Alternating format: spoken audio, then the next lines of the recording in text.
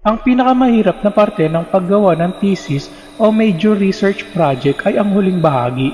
Yung yugto kung saan pilit mong pinagkakasya ang lahat ng quantitative data sa mga tables at tinatapos ang huling revision ng iyong metodolohiya.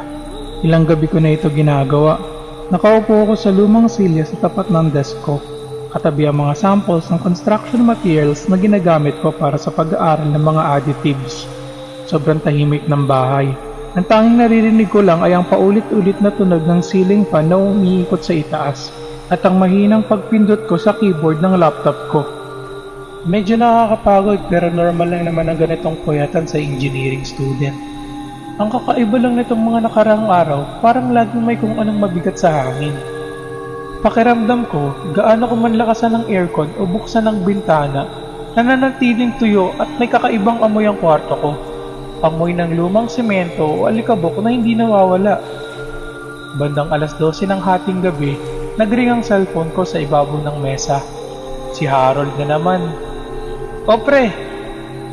Sagot ko habang hindi inaalis ang tingin sa screen ng laptop. "Talagang tinaon mo habang nag-a-analyze ako ng data ah." Matagal bago sumagot si Harold.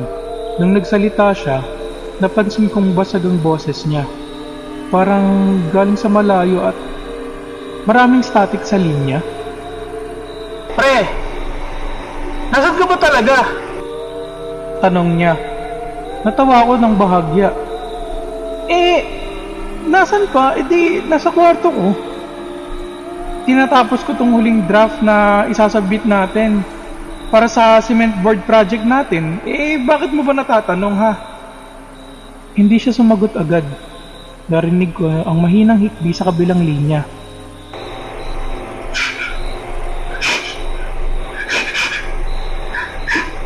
"Pre, huwag ka naman magbiro ng ganyan. Isang linggo na kami pabalik-balik sa inyo. Hindi mo ba kami nakikita?" Biglang napakunot ang noo ko. "Anong pabalik-balik? Nandito lang ako sa desk ko, pre. Hindi nga ako lumalabas ng pinto para hindi ako maabala." "Pre?" Huminto si Harold at narinig ko ang pagbuntong hininga niya na punong-puno ng takot.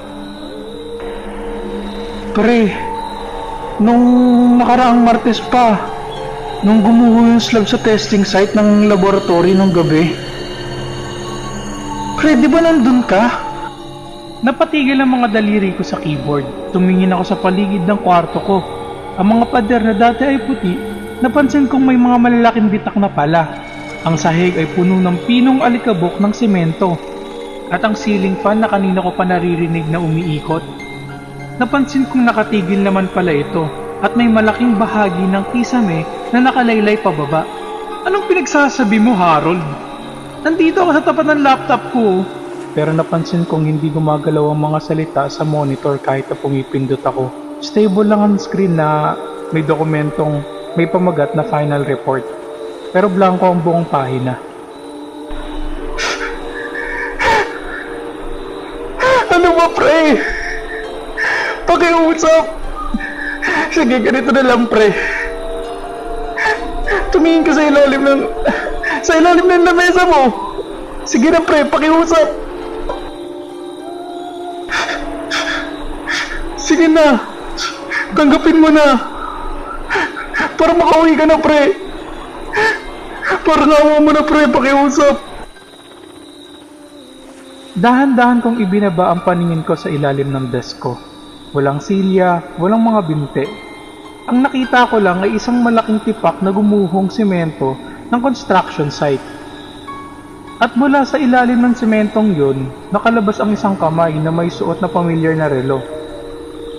"Ha? Relo ko to ah." Habang ang mga daliri ko ay dahan-dahang gumagalaw sa hangin, parang pumipindot pa rin sa keyboard na hindi naman nag-e-exist. Ibinaba ko ang phone ko sa desk ko pero walang tunog na bumagsak.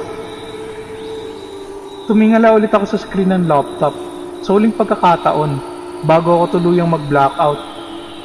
May lumabas na pulang mga letra sa blankong Word document. "Data analysis terminated." Huminga ako ng malalim. O kahit paano, sinubukan ko. Pero walang hangin na pumasok sa baga ko. Ang huling narinig ko sa phone ko bago ito matuluyang mamatay ay ang boses ng mama ko sa background ni Harold. Humihikbi habang may mga binabanggit na mga numero, mga sukat ng mga casket na kailangan nilang orderin. Napakapit ako sa gilid ng mesa. Bakit ganun? Nararamdaman ko pa rin ang texture ng kahoy. Nararamdaman ko pa rin yung lamig ng plastic ng laptop ko. Paanong sasabihin nilang wala na ako? Kung naririto pa rin ang isip ko. Harold? Pre, nandiyan ka pa ba? Tawag ko ulit, pero ang boses ko na walang sound wave, parang diretsong idea lang na lumalabas sa isip ko. Pero hindi umayanig sa hangin. Dahan-dahan kong pinilit itayo ang sarili ko mula sa desk. Doon ko napansin ang pinakamabigat na bahagi ng sitwasyon. Hindi ako makatayo sa lamesa. Sa tuwing susubukan kong humakbang paatras, ang paningin ko ay bumabalik at bumabalik lang sa tapat ng blankong Word document.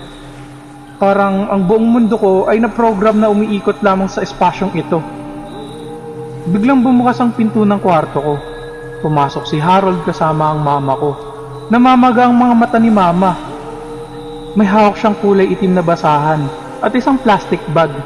Si Harold naman ay may bit-bit na isang karton. Ma, ako na po mag-aayos ng gamit niya. Okay naman po ako dito sa desk niya. Ako na lang po mag-aayos. Mahinang sabi ni Harold. Sige na. Yung mga libro niya sa engineering, ihiwalay mo na lang. Yung mga samples ng semento at sisal powder na ginamit niya sa thesis, itapon mo na sa labas. Nag-aamoy alikabok sa kwarto na to eh. Sagot ni mama bago tuluyang lumabas habang nakatakip ng panyo ang ilong. Harold! Harold! Uy, di niyo mo ba ako nakikita? Ma! Sigaw ko. Lumapit ako sa tapat ng mukha ni Harold. Binagayway ko ang mga kamay ko sa harap ng mga mata niya at pinakita na nandito ako. Uy! Nandito lang ako! Nakikita niyo ba ako? Nagre-revise lang ako ng mga data. Yung, alam mo na yun, yung sa thesis natin. Sandali na lang to, promise. Tatapusin ko lang. Susunod na ako sa inyo. Pero walang reaksyon si Harold. Lumusot ang kamay ko sa balikat niya nung sinubukan ko siyang hawakan. May naramdaman lang akong kuryente na bahagya. Parang static yung pag humawak ka sa TV screen.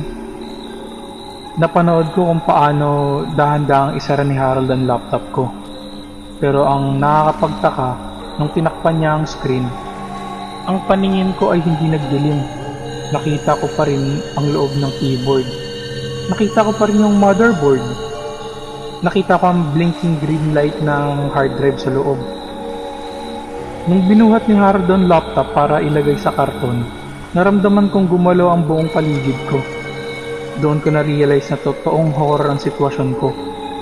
Hindi ako multong naglalakad sa bahay. Ako ay isang alaala, isang piraso ng huling enerhiya na naiwan at nakakulong sa mismong device kung saan ko ibinuhos ang huling mga oras ng buhay ko bago ako bumigay sa kisame ng laboratorio. Ay, salamat sa lahat, pre. Bulong ni Harold habang itinatali ang karton. Ang daya mo naman eh. Sana tinapos mo man lang yung thesis mo bago ka nawala. Ay, gusto kong sumigaw. Gusto kong sabihin sa kanya na tapos na ang thesis. Nandun yung drive, nasa folder.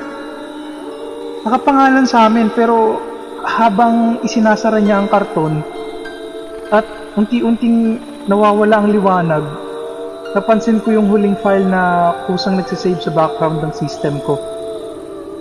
File name, project, final_v2. dead. At habang tuluyang nagdidilim ang lahat, sa loob ng kahon, alam kong doon na ako mananatili. Isang data entry na hindi kailanman mabubuksan. Paghihintay sa susunod na may mag-format ng hard drive.